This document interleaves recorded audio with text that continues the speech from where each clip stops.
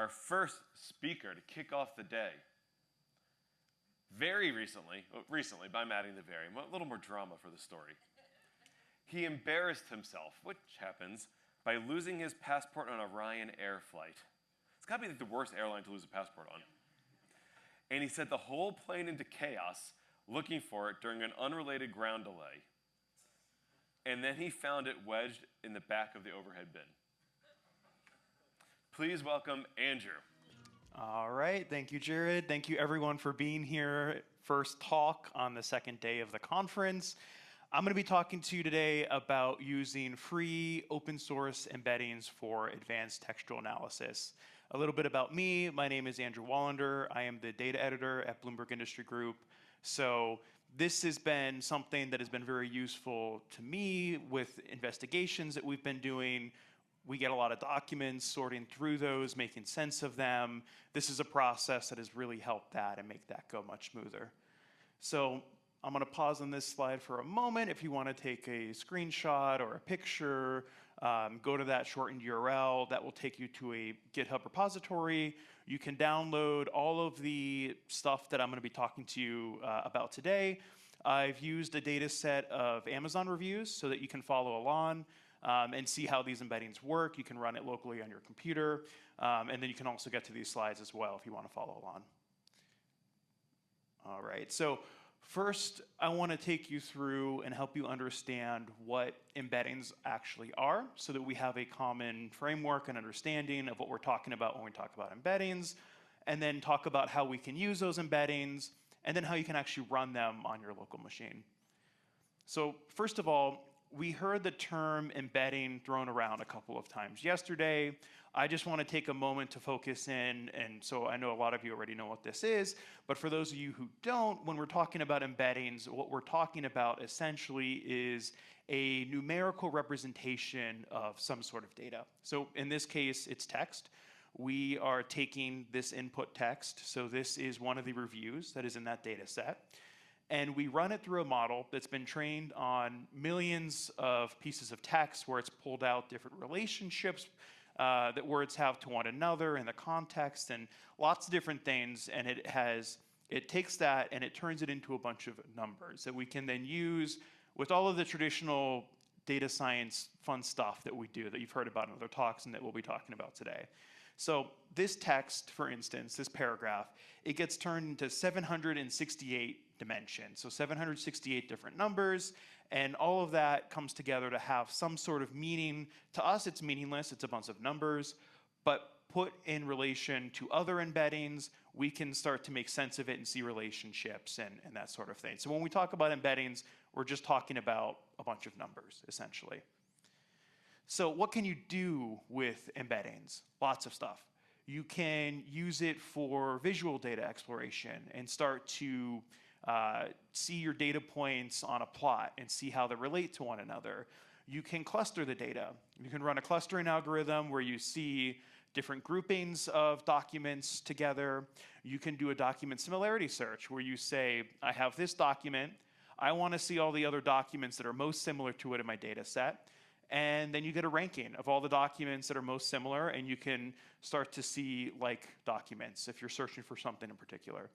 And then semantic searching, where you can go beyond just keyword searching, where you have an exact phrase that you're trying to find in the text, and you can be a little bit more loose with how you find stuff within your data set.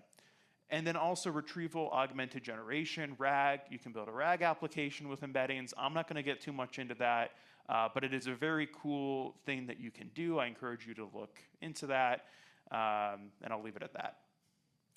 So the model that we're going to be using for this presentation is from Nomic AI.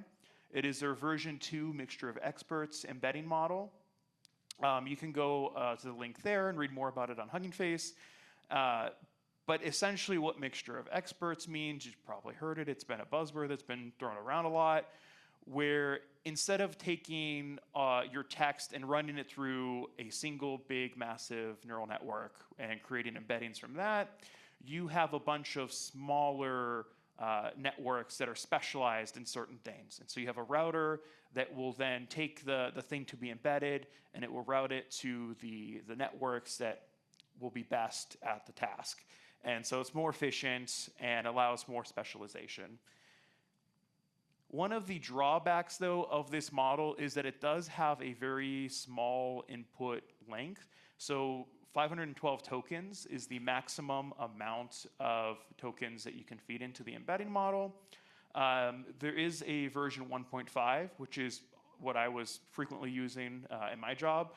That's also a great model, so highly recommend you check that one out as well. That supports up to 8,192 tokens. And so again, tokens we talked about yesterday briefly, but it's not quite a word. Sometimes it is a word, but sometimes it's a fragment of a word or punctuation or that sort of thing. And then another really neat thing about this model is that it supports dozens of languages. So if you have documents a collection of documents, they're in English, some are in Spanish, or within a document itself, part of it's in English, part of it's in Spanish, it will still work with this embedding model. It'll still be able to take the information that is in there and embed it. So that's another neat thing if you have multilingual documents. So if you do have documents that go beyond that input length, that maximum input length, there's a few different things that you can do to handle that restriction.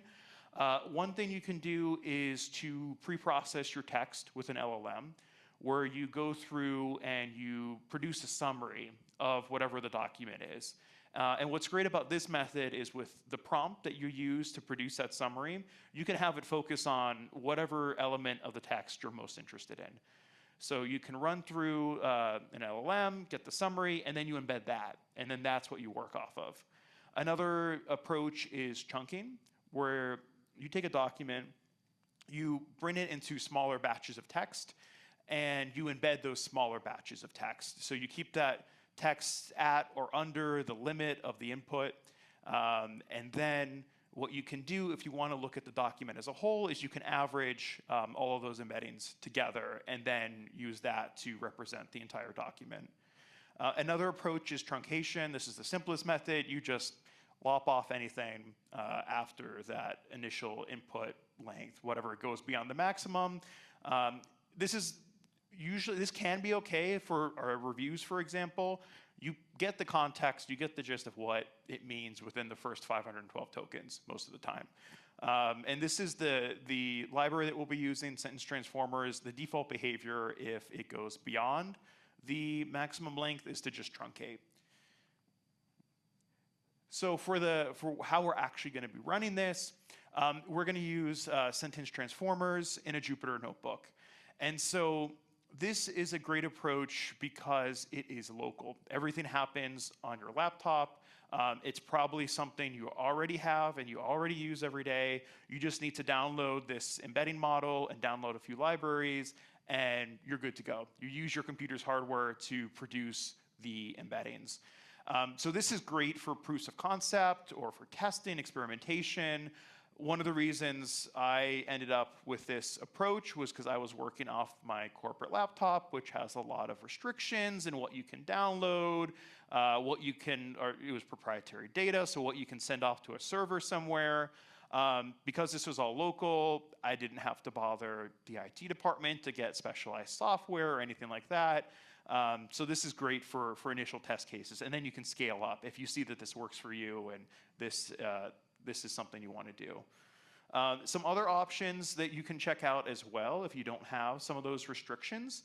Chroma, Milvus, Weaviate, these allow you to produce local embeddings, but there is some complications to getting them set up for various reasons. I couldn't get them on my work laptop, but you might want to check these out as well. And then with these, you will get a vector database. You can then store those embeddings, and that will allow you to more quickly search across them, and some other features get unlocked with that as well. So let's jump into some code. So this is all pulled directly from that notebook that's in that repository, but this is all it takes to produce those embeddings. Just a few lines of code, and that is all you need. So the first function here is where we set up the model. We pass it what embedding model we're going to be working with. So in our case, the nomic embeddings. Tell it that, yes, we trust this model, download it remotely. And then we start a multi-processing pool as well. For a lot of you, especially if you're working with a corporate laptop, you're probably going to be doing this on your CPU. Not the best, but it still works. So you can use this multi-process pool to use all the cores of your CPU so that it's faster. If you have a laptop with a dedicated GPU, you can also tell it to use that as well, and that will be even faster. And then the model.encode actually produces the embeddings. And just one thing to note there is we've got that prompt name equals passage. So for that is just telling, if you look at the documentation on Hugging Face for this model, it says that the embeddings work best when you pass it along what you're going to be using those embeddings for. So the two main ones are passage and query. So for these, it's passage because we are establishing the passages that we're going to be analyzing. And then for semantic search, we would do query. And then you end your multi-processing pool once you're complete. And then you save this as a NumPy array. And you want to be sure to save frequently so that you don't have like a batch of 200,000 documents running and then it crashes right before you're done and you lose everything. So what I did in my workflow was have it work in batches of 50,000, save and add stuff. You can turn the array into a list and append it to a pandas data frame, for instance, as a column. And then you've got all of the embeddings along with the text that they represent together. And you can save that along the way in different file formats and just continually add to that. So then, next, we can use the dimensionality reduction technique to actually be able to plot these embedding points. So for me, I use UMAP. Excuse me. I prefer that more than TSNE, which is another option that you can use. And let me show you what this looks like now. Once you reduce it from those 768 different dimensions into 2, you can plot that as a X and Y axis. And you can see on a plot where all of your data lives. So these are those 30,000 Amazon reviews that I mentioned. These are all of the embeddings. They've been reduced down to 2 dimensions. But because of UMAP, it preserves the relationship of the embeddings to each other. So you've got that global structure that's maintained. And I've already gone through and looked through some of these, so I can give you a quick tour here. But this big batch to the right, those are all the human food products. So those have all been grouped together. They have similarities. Over here, separated from those, are pet food products. And so you can see that the documents are distinct, so they've been pushed apart from those other documents. Even within that, there's some distinctness where here we've got reviews that are related to cat products. Below that, we've got reviews that are related to dog products. And then over here, the text is very odd, so it's not rendering. But these are entries that are very different from the other reviews. They look like descriptions that have been copy and pasted. They're unlike any of the other reviews that we've seen. And so we can see in that high dimensional space, they're very far apart from all of these other documents. And so this is also a great way to do data validation with some of your text. You can see documents that maybe have corrupted text, or it's something that you're not expecting. For the project that I've been using this for, it was great for identifying, we were using text pulled from PDFs. It was great for identifying PDFs where it looked like they were OCR'd at first, and we'd pulled that text, but really was just the headers. And so there was no body text in there, and it was very quickly we were able to see, oh, we've got a problem with how we're processing this data. So it's great for that as well. And then beyond the dimensionality reduction, we can take that a step further, and we can perform some clustering analysis. So we can use a technique like HDB scan to then put together groupings of like documents that allows for even more analysis. So If we look here, this is what this looks like once we've run HTTP scan on the data. We can see that we've got a bunch of unique clusters that are coming into focus now. The gray points are ones that have been assigned as noise. I set this to look for clusters that have at least 50 objects in them. So we could get more granular if we want. But we can see that it's identified all of those dog products. That has been put together in a cluster. It's identified all of those cat products. And it's also identified another subcluster here, which is actually pet products designed to help pets take pills and medication. But it's distinct enough that it's its own cluster within that. We've got coffee products up here that are all in a cluster. We've got products over here that are coffee products that mention jet fuel. I guess those are distinct enough to be their own cluster. So we've got those as well. Tea products over here are in cluster number 17. And then we've got, as a subset of that, spiced tea and chai tea products. So you can see with just a few lines of code, we've taken 30,000 reviews that otherwise would be really overwhelming. And we've started to make some sense of them. We've started to group them together into groupings that we can then use to drive our future analysis. So then beyond that, beyond the initial data exploration, you can also do a document similarity search. So built into the sentence transformers module is this similarity function where you take two sets of embeddings and you can compare them and see, using a metric like cosine similarity, how similar or dissimilar they are from each other. So this is just a very rough hand-drawn example of sort of how this is working. But if you take, for example, the embeddings of plane and flight, those are going to be closer together than perhaps plane and fish. And so it's going to surface as a more similar object than the other. And so cosine similarity, that ranges from 1 to -1, where 1 is a exact match, 0 is not related, and -1, complete opposite. So this can also be really useful if you're dealing with something where you want to find all similar items. For instance, say you're analyzing public comments for a federal regulation, and you want to find all of the comments that are very similar, maybe part of a campaign to encourage people to submit a bunch of comments. You can quickly identify things that have like very similar cosine similarity. Maybe a few words are different, but by and large, it's saying essentially the exact same thing. This could be very helpful for that. And this is some code that you use to do that. We run that similarity function. We then sort everything based on the scores that they're given from highest to lowest. And then we can put that back with the text to see what the most similar objects are. So I've got an example from that data set. The very first object that we have is about Izzy, which I guess is a drink.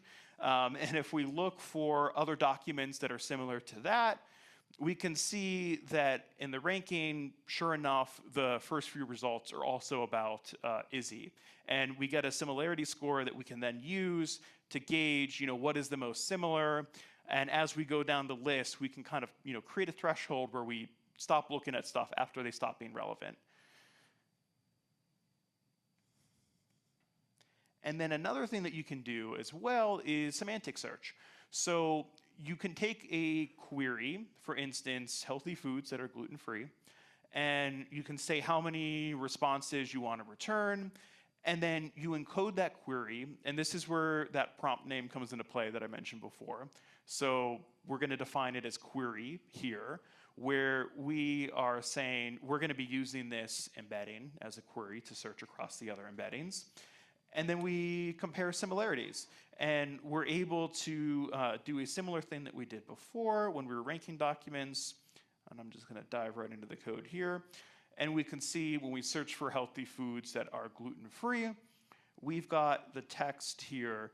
And if we read through these reviews, gluten-free oats, got another one, whole grain, So we can see that like not only are we getting stuff that is gluten-free, we're getting products that are healthy as well, because it has embedded that meaning and it's looking across these other documents to find the most similar items to that query. And then that is all I've got. Thank you so much. Feel free to find me in the hall if you have any questions or shoot me an email.